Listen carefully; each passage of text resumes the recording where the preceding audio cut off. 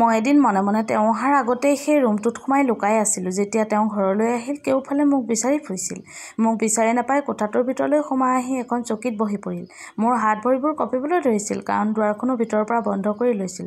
পাগল যিহেতু, কি কৰে কি ঠিক, এই ভাবি। কিন্তু তেওঁ গভীৰ চিন্তাত থকাৰ দৰে হাত দুটাৰে মূৰটো ধৰি চকীখনত হাউলি বহি আছিল। মই পৰ্দাৰ আঁৰৰ পৰা সকলো চাই আছিলোঁ।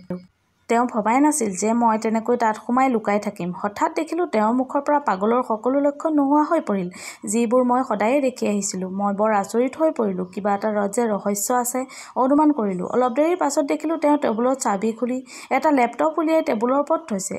এটা ডাঙৰ ফোন জেপৰ পৰা উলিয়াইছে আৰু কাৰোবাক ফোন কৰিছে। মই দেখি আচৰিত হ'লোঁ। ফোনত কাৰোবাক ভাল জনা বুজা মানুহে কোৱাৰ দৰে কথাবোৰ কৈছে।